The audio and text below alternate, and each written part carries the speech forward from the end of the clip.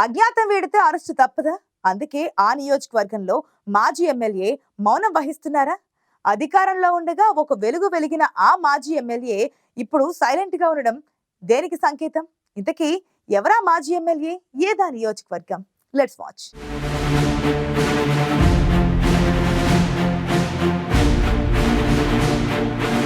భార్య, కొడుకు, కూతురు సకుటుంబ సపరివారంగా రాజకీయ ప్రత్యర్థిని టార్గెట్ చేసుకున్నారా నాయకుడు. అధికారాన్ని చూసుకుని మీసం మెలేశారు. కానీ ప్రభుత్వం మారడంతో ఇప్పుడు ఆత్మరక్షణలో పడ్డారు.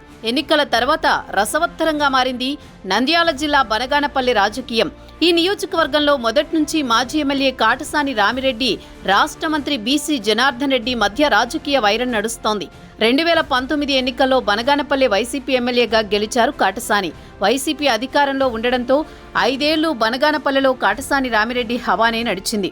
ఆయన వారసుడు కాటసాని ఓబుల్రెడ్డి కూడా పెత్తనం చెలాయించారు. కానీ ఇప్పుడు కథ అడ్డం తిరిగింది. కాటసానిపై గెలిచిన ఆయన ప్రత్యర్థి బీసీ జనార్దన్ రెడ్డి ఏకంగా రాష్ట్ర మంత్రిగా కొనసాగుతున్నారు. దీంతో ఇప్పుడు బనగానపల్లిలో జనార్దన్ రెడ్డి హవా మొదలైందట.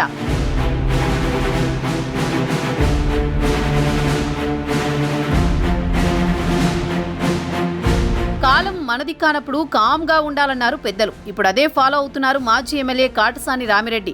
రాష్ట్రంలో వైసీపీ ఓడిపోయి టీడీపీ అధికారంలోకి రావడంతో సాధారణంగా ప్రతిపక్షం సైలెంట్గా ఉండడం రొటీన్. అయితే వైసీపీ అధికారంలో ఉన్నప్పుడు జరిగిన ఘటనలు, గొడవల కేసులు వైసీపీ నేతలను వెంటాడుతున్నాయట. నియోజకవర్గంలో గతంలో అడిగేదెవరన్నట్లు రెచ్చిపోయిన కాటసాని వర్గంలో కలవరం మొదలైందట. నియోజకవర్గంలో తమ ప్రత్యర్థి మంత్రిగా ఉండడంతో ఎప్పుడు ఎవరికి మూడుతుందోనన్న ఆందోళనలో ఉన్నారట వైసీపీ నేతలు. వైసీపీ అధికారంలో ఉన్నప్పుడు జరిగిన ఘర్షణలు ఇప్పుడు ప్రతిపక్ష నేతలకు కంటిపై కునుకు లేకుండా చేస్తున్నాయంటున్నారు.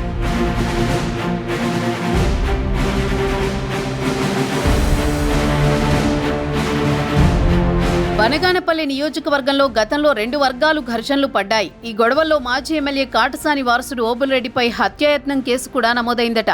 తిరిగి వైసీపీనే అధికారంలోకి వస్తుందనే ధీమాతో ఉన్నారట బనగానపల్లిలో కాటసాని ఓబుల్రెడ్డి. అయితే ఎన్నికల్లో సీన్ రివర్స్ అయింది. టీడీపీ కూటమి అధికారంలోకి రావడంతో కేసుల భయంతో కాటసాని ఓబుల్రెడ్డి అజ్ఞాతంలోకి వెళ్లారని టాక్ వినిపిస్తోంది.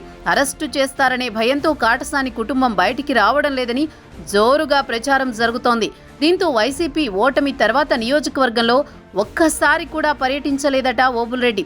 కాటసాని రామిరెడ్డి ఎమ్మెల్యేగా ఉన్నప్పుడు ఆయన ప్రత్యర్థి బీసీ జనార్దన్ రెడ్డి 4 రోజులు జైల్లో ఉండాల్సి వచ్చింది. ఇప్పుడు ఆయన మంత్రిగా ఫుల్ పవర్లో ఉండడంతో వైసీపీ శ్రేణుల్లో గుబులు మొదలైందట.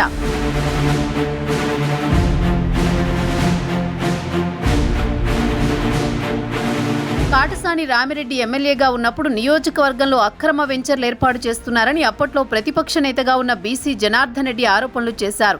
ప్రజల పక్షం వహించి పోరాడారు.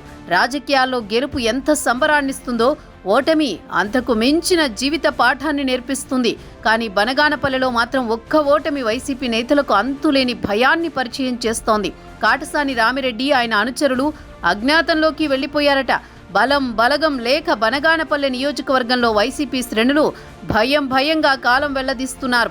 కాటసానిని చూసుకుని నియోజకవర్గంలో పెత్తనం చలాయించిన ఆయన అనుచరులు దినదిన గండమన్నట్లు గడుపుతున్నారు. అధికారంలో ఉన్నప్పుడు చేసిన తప్పిదాలిప్పుడు కేసుల రూపంలో వెంటాడేలా ఉన్నాయంటున్నారు. ఏ క్షణం ఏ కేసులో అరెస్ట్ అవుతామోనని బిక్కుబిక్కుమంటున్నారట కాటసానితో పాటు ఆయన అనుచరులు. ఏదేమైనా బనగానపల్లి రాజకీయం భవిష్యత్తులో ఎలాంటి టర్న్ తీసుకోబోతోందో, గతంలో జరిగిన దాడులు, వేధింపులకు ప్రతీకారాల పర్వం ఎలా ఉండబోతోందనన్న ఉత్కంఠ అయితే అందరిలో ఉంది.